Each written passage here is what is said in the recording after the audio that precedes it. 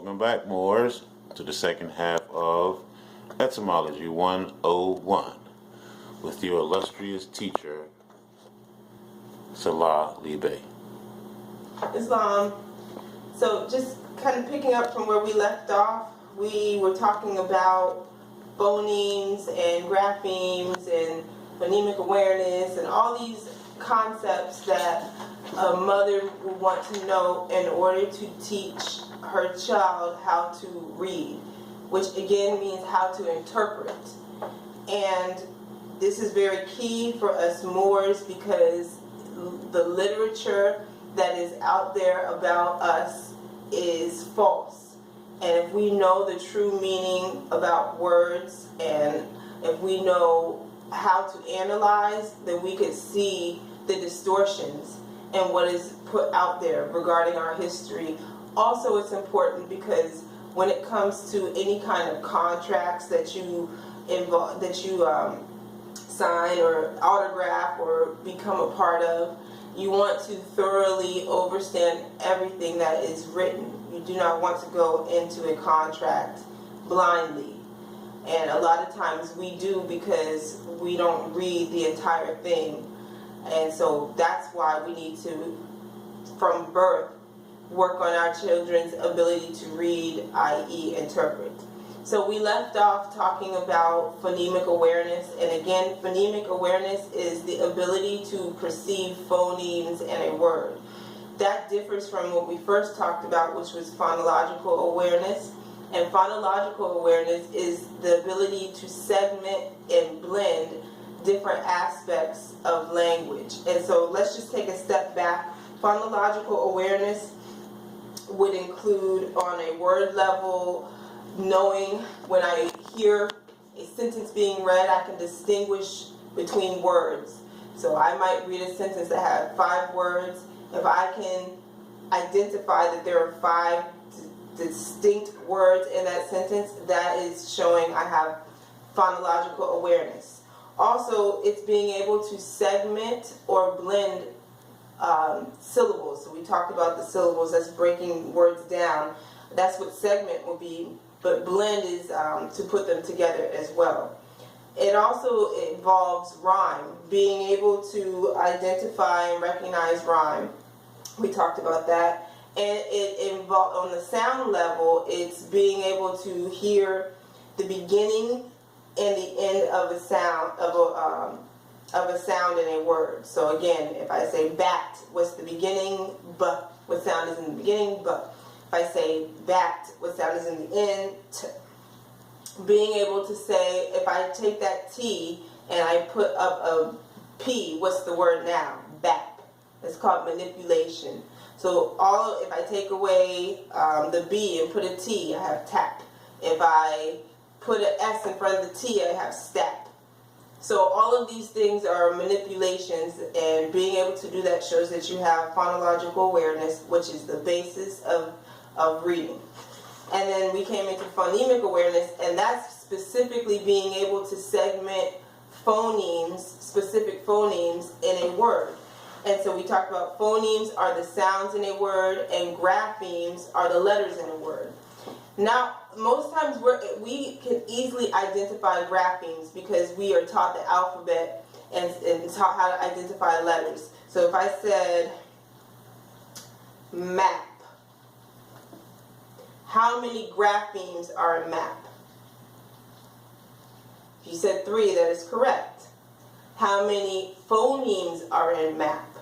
So we would being able to segment or break that map into phonemes is a skill you need to be able to decode and eventually read. Map has a m, a, p. So there's 3 sounds in map. So there's three phonemes and 3 graphemes in the word map, as in a map that I use for geography.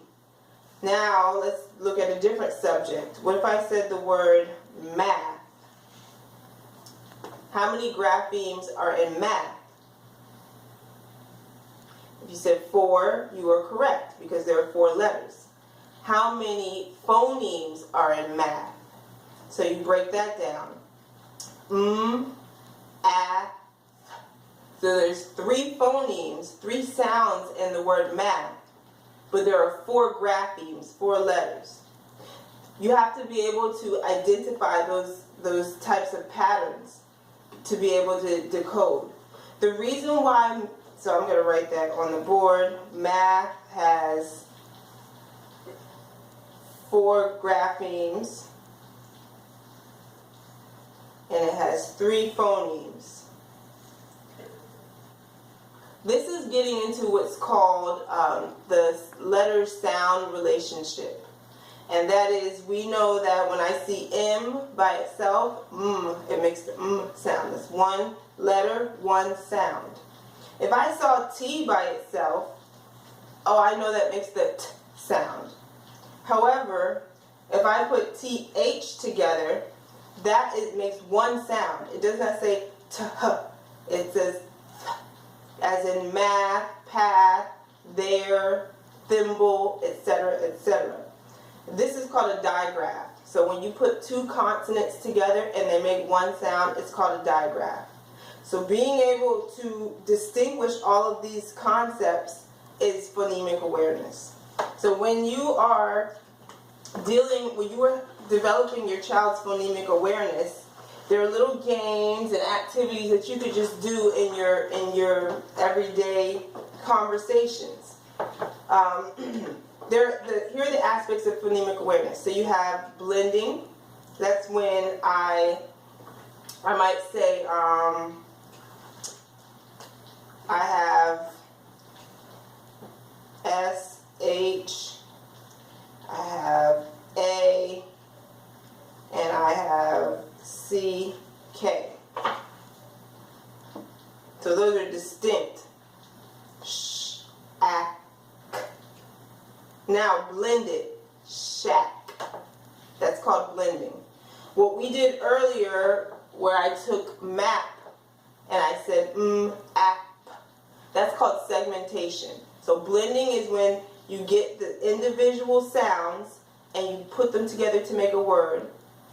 And segmentation is when you get the word and you break it down into its individual sounds. And you need to be able to do both.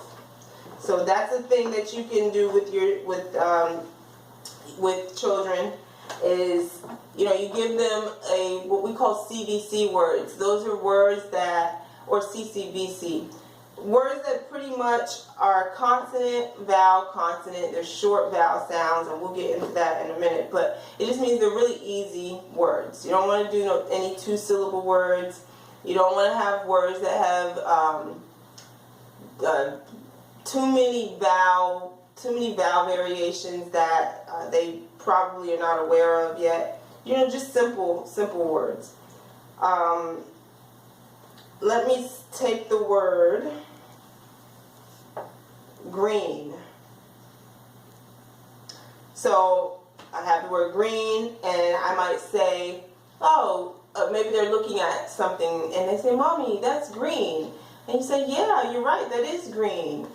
So now here's phonological awareness. Oh, what do you hear at the beginning of green? And they would say, "G." I hear "g."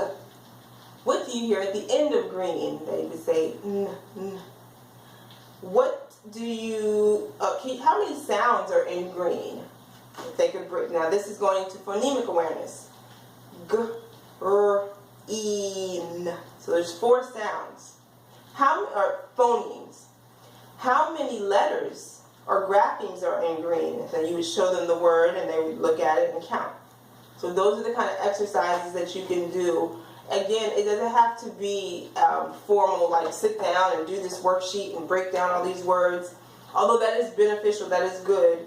A lot of children, they learn in everyday life better than a fabricated learning environment. Not that it's bad. It is good to have set aside time to specifically be focusing on the act of learning. But then a lot of students don't get to apply those skills, and that's where the true learning for them takes place. So, it doesn't have to be so formal, but again, doing these little exercises can help you develop phonemic awareness and phonological awareness. Also, it can help you determine if there is a weakness early on and if there's something that could be corrected. Because when we don't correct it early on is when we have special education issues. So that's blending and segmenting. Also, you have what's called rhyme and onset. So I have the word back. So rhyme, and here rhyme is R-I-M-E. The rhyme here would be A-C-K, and the onset would be B. And then you would say, I need another word that has the same rhyme as back. So then, stack, track, lack, mac. I need another word that has the same onset as back. Bread, beautiful, bath, etc. Being able to make those distinctions. So rhyme and onset.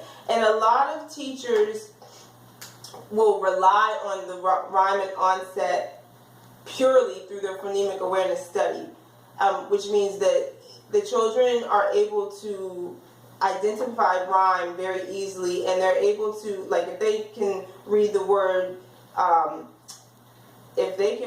word, stamp, then they can read the word amp and pamp, and then add an ER, pamper. So that's how, excuse me, a lot of students learn is by visually memorizing and phonetically memorizing the different rhymes. However, we got to go deeper than that, because we need to be able to, again, identify every single word, every single sound in a word. So while rhyme and onset is important, and you do want to focus on that, so another exercise, or another word rather, might be, if I said try, I'm going to ask you, what's the rhyme? This is a little tricky. But the rhyme here is the Y, and here it's making the long I sound. I. And the onset is the TR. And then if I say, give me some other ones, you could say sky, you could say fly, you could say buy, etc. And this is what you want your child to be able to respond. That's how you want them to respond to your questions. So that's rhyme and onset. And then we talked a little bit about this, but manipulation. And I love this because I do this with some students now. So I might give them a word. I might say, and by the way, when you're teaching reading, some students have the ability to memorize words very easily, right? So you want to be able to give them what's called nonsense words, which are words they've never seen because they're made up, they're not real.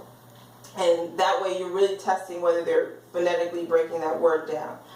But say I give the word, I'm going to give a nonsense word, that's why I preface that. I say trast. Okay, and I say, how do you spell trast? So I'm giving you the word, and now you're identifying the phonemes. Trast, let me sound it out. T-R-A-S-T. Yes, that's trast. Manipulation would be if I took off the TR and I put up a BL, what would the word be? And if they can do that, they would see it's, and say blast, then that's showing they have strong phonemic awareness. So that's a practice that you could do. Again, start with what we call CVC words. Hat is a CVC word. Hat. Well, if I took off the H and I put a P, what would the word be? And they say, pat. If I change now this would be harder. If I change the A to an E, what would that be? Pet. So, etc., etc. So that's manipulation. And phonemic awareness, I've been doing it on the phoneme, grapheme level, but it also involves the syllables. So being able to break down and segment and replace syllables and affixes, which are prefixes and suffixes. So if I say station, and I say, I want you to take off the first chunk, or the first syllable, and I want you to change it to N-O. Change the syllable, so you had S-T-A, stay was the first syllable. Change it to no. What's my word? Notion. So that is manipulation using syllables. Also, being able to identify the syllables is important, etc. So that's phonemic awareness. Very important to be able to decode words. So one of the things that helps to develop phonemic awareness are songs. And there's a great program. It's called Preschool Prep. A friend of mine, the same friend that has her son calling out words. Let me clarify and correct what I previously stated. He does not read the words per se, but he calls them out. He can call out sight words. But one of the things she did was she played preschool prep educational programs, preschool prep and other educational programs for him throughout the day. So he would like sing along, I would babysit him, and he would like sit there and just watch, mesmerized, because they love cartoons anyway. So what are you going to show them? A cartoon on Cartoon Network or on the Disney Channel that, you know, it's magical and fun and fairyland? Or do you want to show them the same magic and fun, but that carries the instruction behind it? And we Moors need to be going for the latter. So preschool prep, they have consonants, they have vowels, they teach sight words, they teach digraphs, and they're little songs. So the A says A, and it says ah, and sometimes ah, and he would sing these. So then he sees A, what sound does it make? Oh, A can say A. It also can say ah. It also can say ah, because he heard the songs for so many hours throughout the day. And so I encourage us, we don't have to buy preschool prep because it's pretty expensive. We can make our own songs. You know, with all my students, especially my young ones, I tend to make up songs with them anyway, like very specific songs to who they are. So I encourage you all to do the same thing and make them educational. It's very important. So preschool prep is a tool, making your own songs is a tool, but that's the way that you can develop phonemic awareness. And then of course, you know, playing the various games and quizzing them, so to speak, when you're doing everyday things, having everyday conversation, etc. The last thing I want to, so we have about 5 minutes left, and I kind of want to end on this, and I'll pick back up on it next time, but I want to just leave you with this, which would be, in words, we only have two kinds of letters, two kinds of graphemes, right? We have consonants, and we have vowels. And the difference between the two will be vowels are unobstructed. We voice out, we use air to propel a sound, but we don't use our mouth in any way to obstruct, to create the different sounds. We use our mouth by changing its placement. So O versus ah versus I. But a consonant, I'm using my lips, my teeth, those to create obstruction. So for me to say B, I have to create an obstruction with my lips. B. For me to say T, I create the obstruction with my teeth. Okay, this is developing not only phonemic. This is not only developing your skill for reading, but it's also for oral language. And I'll just say, if your child is having trouble making certain sounds with their mouth, hold up a mirror to their mouth so they can see how their mouths are being shaped. And you yourself, you have to overemphasize that for them. You have to overemphasize what their mouth should look like. So that's what I'm going to be getting into next time. That, as well as consonant and vowels in decoding words. So oral language and in decoding. So I leave you with that, and I really appreciate you mothers taking the time to, go through this instruction, because again, we're counting on you to uplift our nation. So peace and love and honors, Islam.